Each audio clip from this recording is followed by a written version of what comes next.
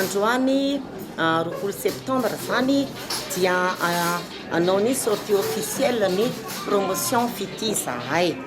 Ny fanalavana azy moa dia hoe fahasalamana iombonana no tanjona iarovana ny aina.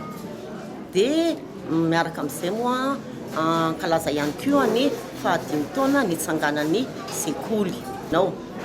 I ministère ny enseignement supérieur sy ny ministère ny fahasalamam-bahoaka dia manaraka akaiky anireo institut rehetra izay mampianatra infirmier, sage-femme, masokiné, technicien de laboratoire. Dia misy norme tsy maintsy arahana izy io. Dia izahay zany dia hatramin'ny voalohany dia manaraka an'io norme io. Izay zany ny tena mampiavaka anay. Misy moa zany ny tena hoe mampiavaka anay dia misy mahasamihafa anay. Ny mampiavaka anay zany dia zahay université zany tarihana dokotera izay dia tena manaraka an'le qualité takiny fanjakana dia sy takiny norme internationaux zay.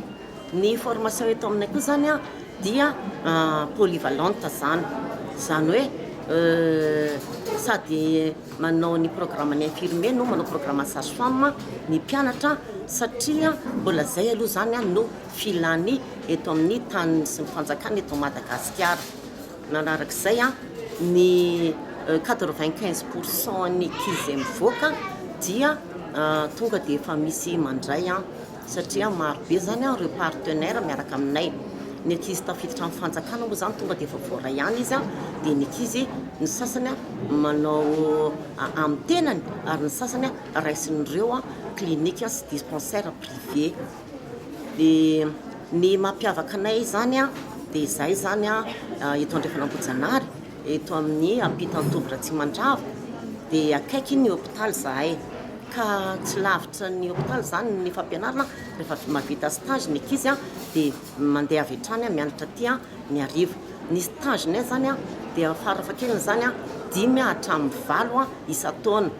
Dia mianatra zany any amin'ny stage ny ankizy amin'ny maraina dia mianatra ny ampianarana ny arivo. Na koa mifamadika amin'izay mety hoe ny arivo indray izy manao stage dia maraina indray mianatra. Manarak'izany zahay dia mampiasa ny teknôlôjia vaovao amin'ny fampianarana ny ankizy. Dia ao zany ny écran plat, misy internet ao aminay, ny wifi zany gratuit. Manarak'izay manana mannequin maromaro zay anaovan'ny ankizy ny simulation satria tsy maintsy mahay pratika, zany hoe misy an'ilay atao hoe travaux pratique alohan'ny mandeha stage. Dia tsy maintsy mahay ary mbola misy test ihany koa zay vao mandefa ankizy mandeha any amin'ny stage rehetrany. Ny fianarana ao aminay moa zany dia sady habilité izy zany manana ny acte d'équivalence noho izany afaka manao fanadinana ara-panjakana ny mpianatra mivoaka eo aminay.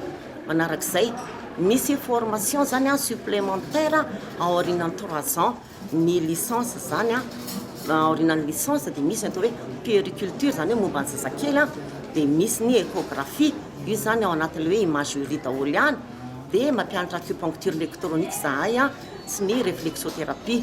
Ny réflexothérapie moa zany dia gratuite izy io satria le médecine naturelle zany le mitsabo amin'ny alalan'ny ohatra dia nataonay mihitsiny ho an'ny ankizy rehetra izay mivoaka zany dia tsy maintsy mianatra an'io vao mivoaka vao miala ao aminay.